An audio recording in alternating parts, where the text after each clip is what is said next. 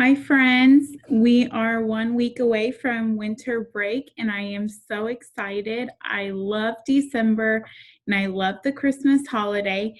And so this week we are going to be reading Junie B. Jones, first grader, Jingle Bells, Batman Smells, P.S. So Does May. I love the Junie B series because it is funny and you also can learn a lesson at the end of the story. So let's get started. Today we're going to read chapters 1 and 2. Chapter 1 is called Peace and Goodwill. And here's a picture of Junie B. She is writing a journal entry to start. It says Tuesday, Dear First Grade Journal, Yay, yay, hooray! Today is the last week before winter break. Winter break is the school word for I gotta get out of this place, I tell you, because Blabbermouth May is driving me crazy. She is tattletaling on me every day almost. That's how come yesterday I chased her down on the playground and I threw grass on her head. It was very fun, except I hope Santa did not see me do that. That guy watches me like a hawk this time of year. From Junie B, first grader. P.S. Hey, wait, I almost forgot. Today, all the first grades are going to sing holiday songs together. That will be a hoot, I tell you, because just then I stopped writing quick because I couldn't believe my eyeballs. That Snoopy head May was stretching her neck across the aisle, and she was reading my journal page. I slammed my book shut speedy fast. This is none of your beeswax, sister, I said. But May was already jumping out of her chair. Mr. Scary, she hollered real loud. Junie B wrote a bad name about me in her journal. She wrote that I'm a bladdermouth, and bladder is not a nice word. I rolled my eyes at that dumb comment. It's not bladdermouth, it's blabbermouth, May, I said. Blabbermouth is spelled with B's, not D's. Mr. Scary stood up at his desk. Girls, please, he said. Then he was going to growl at us probably, but the phone rang from the office and he had to answer it. I crossed my arms at May. B is the same letter you always forget when you say my name, remember? And so maybe I should use B in a sentence for you. I leaned in close to her eardrum. Dear Blabbermouth May, my name is Junie B. Jones. How come you can't remember B's? Huh, May? Huh? Are you a blockhead or something? May's face got very puffery. Then, all of a sudden, she grabbed my journal right off my desk and she started to rip out the page. I tried to grab it back from her, but May would not let go of that thing. And so me and her got into a tuggle. I pulled real hard, then May pulled harder, then oomph. I pulled and pulled with all my might, and me and my journal went flying back to my seat. I hugged my book all safe and sound, but something did not feel right. I looked down.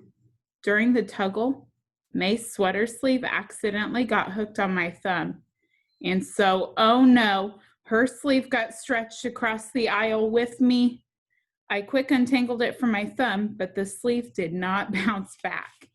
Instead, it just stayed on my lap real longish and droopish. I did a gulp at that thing. Then very slow, I looked over at May, and kaboom, her whole stack blew off. She exploded out of her seat and she hollered at the top of her lungs, Mr. Scary, Mr. Scary, Junie Jones wrecked my sweater sleeve. Junie Jones wrecked my sweater sleeve. Mr. Scary hung up the phone. I quick wadded up May's sleeve and I tried to give it back to her, but she would not even take it. And so the sweater sleeve unrolled itself to the floor. May's eyeballs popped out of her head. Ah! Ah! It's all the way to the floor, she yelled. It's ruined! It's ruined! My sweater, it's ruined! I tapped my fingers, thinking, well, the whole sweater isn't ruined, actually. It's just that one sleeve, May, I said, kind of quiet. If you grow one arm to the ground, it will fit like a glove, probably. May opened her mouth to holler again, but Mr. Scary was already hurrying down our row. He did not say a word to us, but instead he took May and me by our hands and he rushed us to the hall. May's sweater sleeve dragged on the floor behind her. She picked it up real limp. "Look at this. Just look at it, Mr. Scary," she grouched. "Junie Jones wrecked my sweater. Junie Jones wrecks everything." I did a mad breath. "I do not wreck everything," I said. "And anyway, this wasn't even my fault. You're the one who started it, May. You're the one who stole my journal." Mr. Scary looked down at me. "Stole," he said.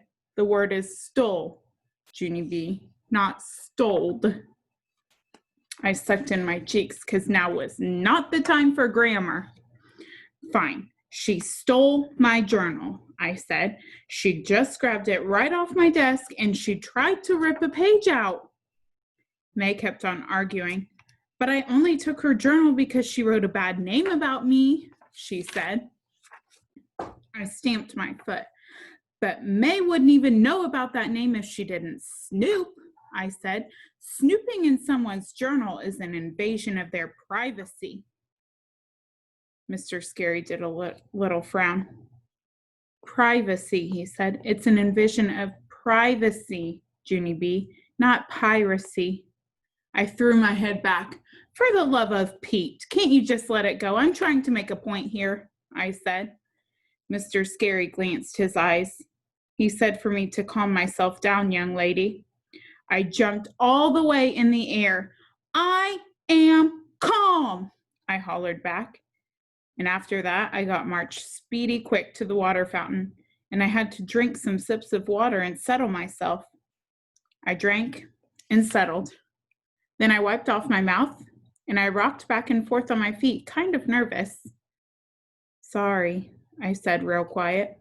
"Sorry I got mad, Mr. Scary." I looked up at him. "Sometimes grammar makes my head explode," I said. Mr. Scary smiled a little bit. Then he took me back to May, and he talked to us in a calm voice. "I really don't understand your behavior lately, girls," he said. "The holidays are a time of year when we try to spread peace and goodwill, but you two are treating each other worse and worse every day." Me and May quick pointed at each other. "It's her fault," we shouted together. Mr. Scary shook his head. "I don't care whose fault it is," he said. "If you two have another fight today, there will be no holiday sing-along for either one of you. Instead, you'll be parking yourselves in the principal's office for the afternoon." My body did a shiver at those words, because I've parked at principals before, that's why, and there's not a lot of singing that goes on down there. "So what's it going to be, girls?" said my teacher. "Do you want to shake hands and make up, or do you want to spend the afternoon at the office?" My eyes glanced over at May. She was standing still as a statue. Her eyes were staring at the floor. I waited and waited for her to shake hands with me, but she did not look up. Finally, Mr. Scary tapped his annoying foot at us. "Well?" he said again. I waited some more, but May still did not budge herself. That's how come I did a big, loud breath, and I picked up May's long sweater sleeve and I gave it a shake. "There, fine, I shaked with her," I said. "Shook," said Mr. Scary.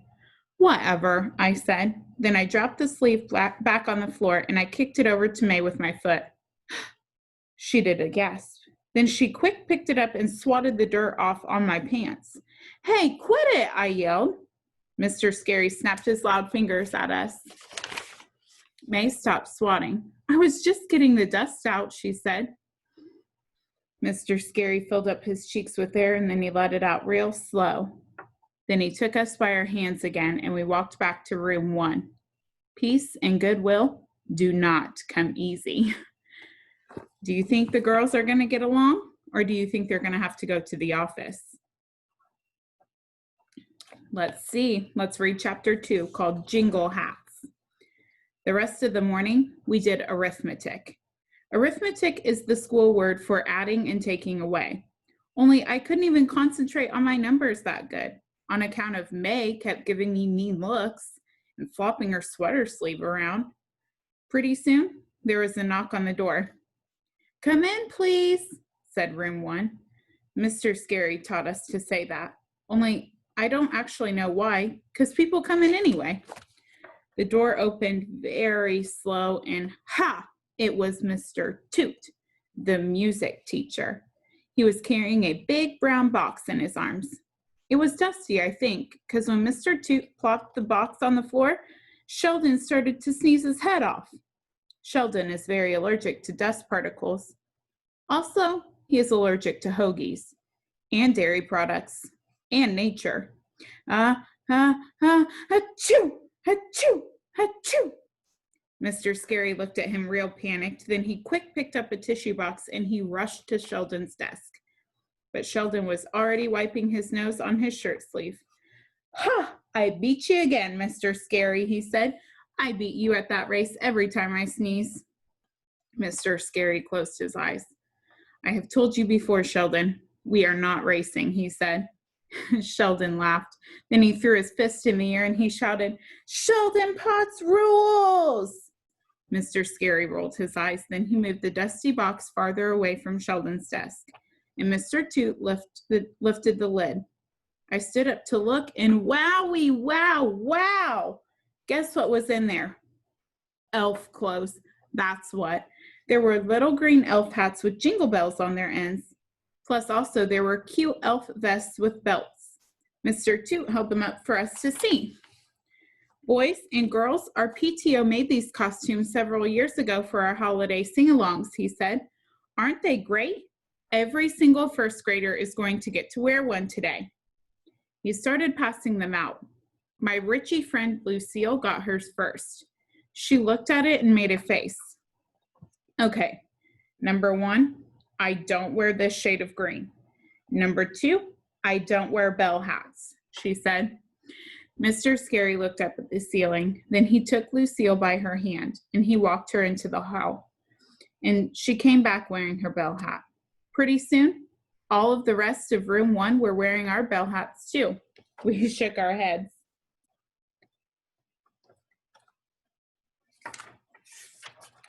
The bells jangled very jingly. "Hey, this room sounds just like a jingle bell sleigh," I said. Mr. Toot did a chuckle. "You're right, Junie B. Every year, one lucky class gets to wear the jingle bell hats. And this year, because room 1 has been so well behaved in music class, I choose you." All of the children clapped and cheered, except for not Lucille. Instead, she threw her hands in the air and shouted, "What are the odds?" After that, she flopped her head on her desk and she didn't come up again. Mr. Toot ignored her. "And that's not all my good news either," he said, "because each year the class with the bell hats goes on stage and they lead the whole auditorium in singing jingle bells." Room 1 jumped up from our seats. Jingle bells, yay, yay, we're going to lead jingle bells." Mr. Toot smiled. "Okay, everyone. Just to make sure you know the words, we are going to have a short rehearsal," he said. "Rehearsal!" we shouted. "Yay, yay, rehearsal!" Only too bad for us, because rehearsal was nothing to shout about. We sang that dumb song a jillion times, I bet. At first, it was kind of fun. Only then, it got real boring. And so that's how I started singing some funny different words. They were funny words about Batman and Robin. I sang them loud so my friends could hear. Jingle bells, Batman smells, Robin laid an egg. Batmobile lost its wheel, and Joker got away. Herbert and Lenny laughed and laughed.